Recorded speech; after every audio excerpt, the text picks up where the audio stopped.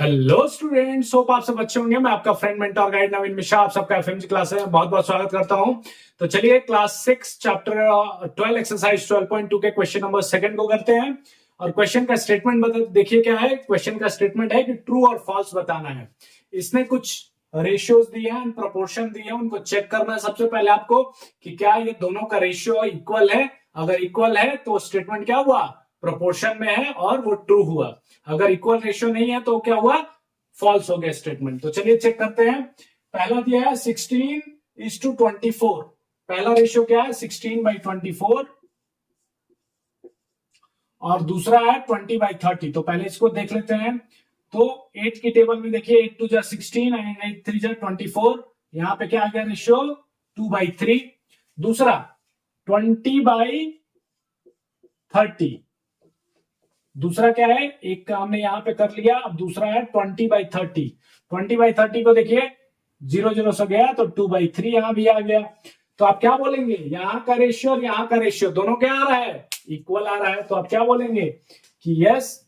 क्यों, क्योंकि यहाँ पे 2/3 इज इक्वल्स टू 2/3, मतलब दोनों ही रेशियो दोनों ही केस में क्या आ रहा है, बराबर आ रहा है। तो आप क्या बोलेंगे, yes it is a true statement. क्या बोलेंगे, ट्रू स्टेटमेंट।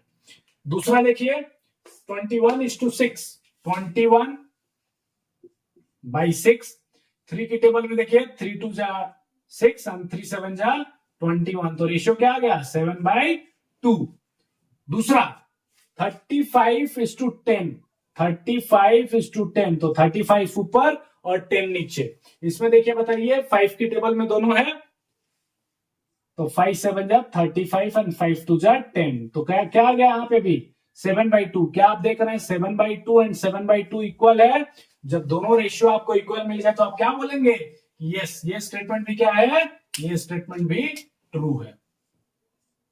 ठीक है, अब चलिए इसको देखते हैं। 12/18 एंड 28:12। क्या ये दोनों प्रोपोर्शन बराबर है। तो 12/18 ये किसकी टेबल में है, सबसे पहले आपको यही करना है। देखिए सबसे इंपॉर्टेंट काम जो है इसमें, वो रेशियो को सिंप्लीफाई करना है। अगर रेशियो को आपने गलत सिंप्लीफाई किया या फिर कहीं भी एक माइनर मिस्टेक हुआ तो आप आंसर तक नहीं पहुंच पाएंगे। So main thing is your focus should be how to simplify. अगर आपको नहीं आ रहा है कुछ भी तो आपका सबसे बेहतरीन ट्रिक क्या है, पहले 2 की टेबल में चेक कीजिए। 2 की टेबल में उसको कैंसिल आउट कीजिए। फिर 3 की टेबल में चेक कीजिए, 4 की टेबल में, 5 की टेबल में। चलिए मुझे डायरेक्ट यहां पता है कि 6 की टेबल में जाने वाला है दोनों, लेकिन उसके पहले मैं 2 से ट्राई करता हूं। आपके लेवल पे जाके मैं सोचता हूं क्या 2 की टेबल में दोनों है, तो दोनों होना चाहिए। क्यों, क्योंकि दोनों क्या है, इवन नंबर है यूनिट प्लेस पे। तो 2 से डिविजिबिलिटी रूल अगर आपको याद होगा तो हमने क्या किया, 6 टाइम में इसको डिवाइड कर दिया। ठीक है, मैं पेन थोड़ा दूसरा यूज करता हूं। 6 टाइम में क्या इसको हमने किया, डिवाइड किया, और नीचे 9 टाइम में। अब क्या बताइए, ऊपर 6 2 की टेबल में है 9 2 की टेबल में है नहीं है। क्यों, क्योंकि ये ऑड नंबर है। तो अब चलिए 3 की टेबल में चेक करेंगे। क्या 3 की टेबल में 6 है 3 की टेबल में 9 है। तो आप क्या करेंगे, 3 2 6 3 3 9। क्या अब 2 और 3 आ गया, क्या इसको फर्दर सिंप्लीफाई कर सकते हैं, तो नहीं कर सकते हैं। तो आपका रेशियो क्या आ गया, 2/3 का पहला रेशियो आ गया। दूसरा आपको चेक करना है 28:12।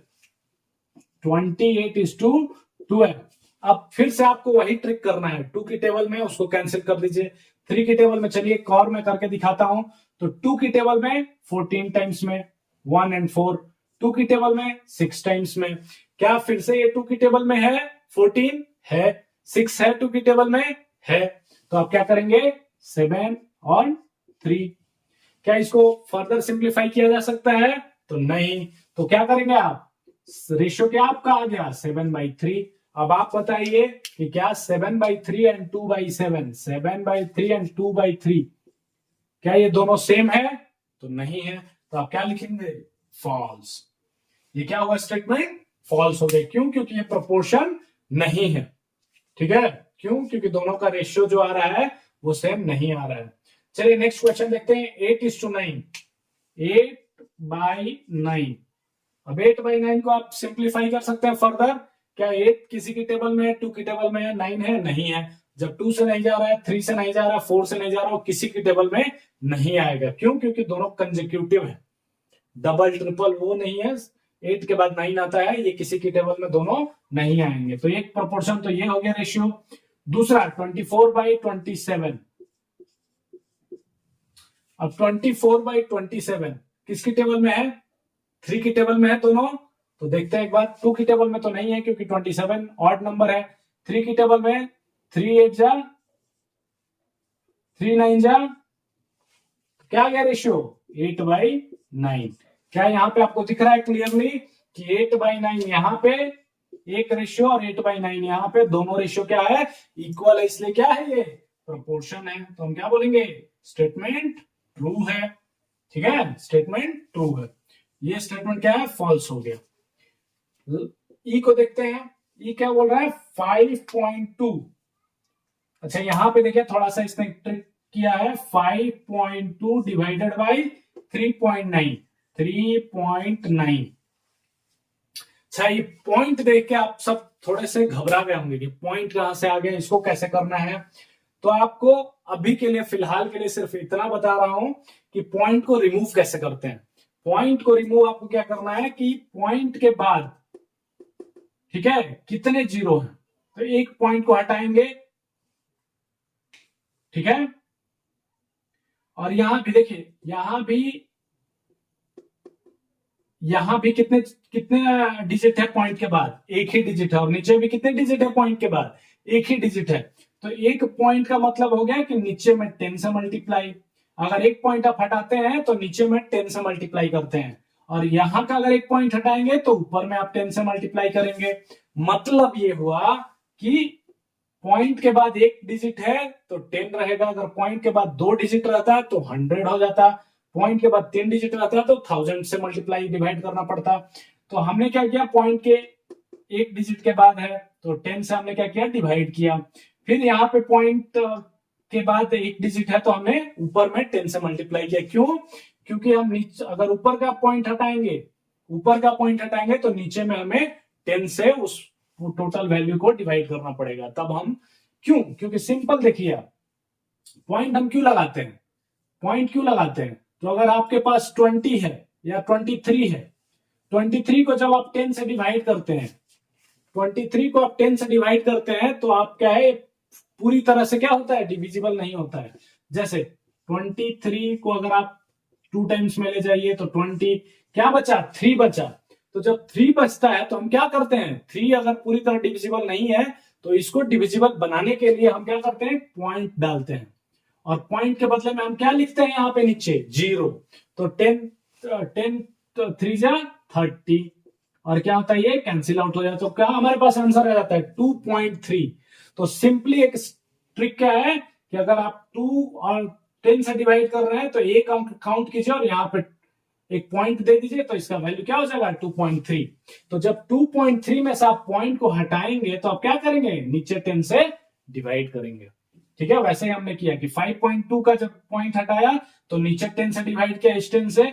जब 3.9 का 10 हटाया, पॉइंट हटाया, तो हमने ऊपर एक 10 से डिवाइड किया, मतलब इसी को डिवाइड किया जो फाइनली ऊपर चला गया।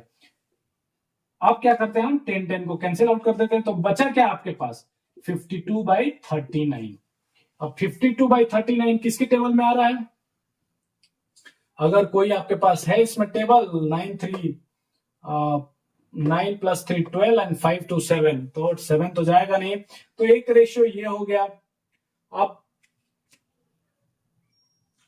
13 की टेबल में देखिए, 13 3 जा 39, 13 4 जा 52, तो ये एक रेशियो आ गया 4/3। और दूसरा रेशियो देखिए यहाँ पे क्या बोल रहा है? 3/4। सेकेंड रेशियो आपको दिया है 3/4, इसको हम फर्दर सिंप्लीफाई नहीं कर सकते हैं, तो एक रेशियो अपना ये क्वेश्चन में देखिए दिया हुआ है 3:4, मतलब 3/4 एक रेशियो है, और एक रेशियो अपने पास क्या आ गया? 4/3। क्या दोनों इक्वल है?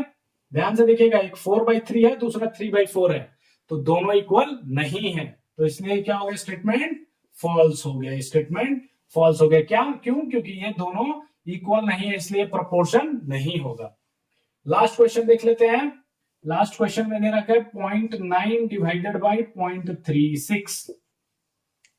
यहां पे देखिए बहुत ही एक अच्छा ट्रिक है, तो आपको ध्यान में रखना होगा।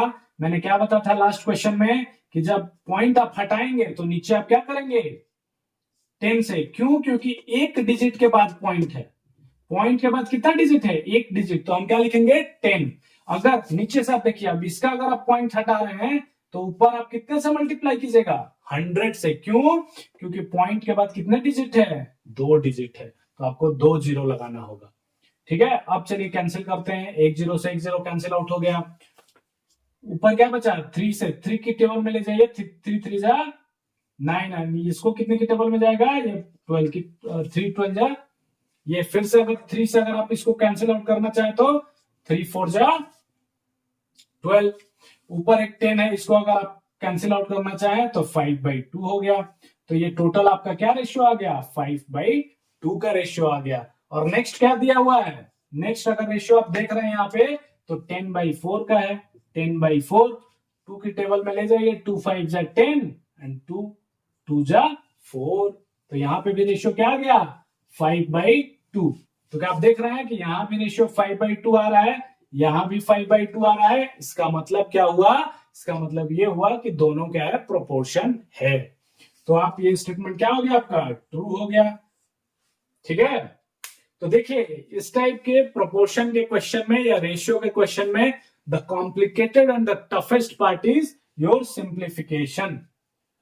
जैसे आप उसको सिंप्लीफाई करते हैं, छोटे टर्म्स में ब्रेक करते हैं, अगर वो आप करेक्टली कर पा रहे हैं तो आप आंसर तक इजीली पहुंच जाइएगा, और अगर वो नहीं कर पा रहे हैं तो it will be a tough case. So आपको उसके लिए क्या करना होगा? आपको उसके लिए छोटे छोटे प्रैक्टिसेस बहुत सारे करने होंगे।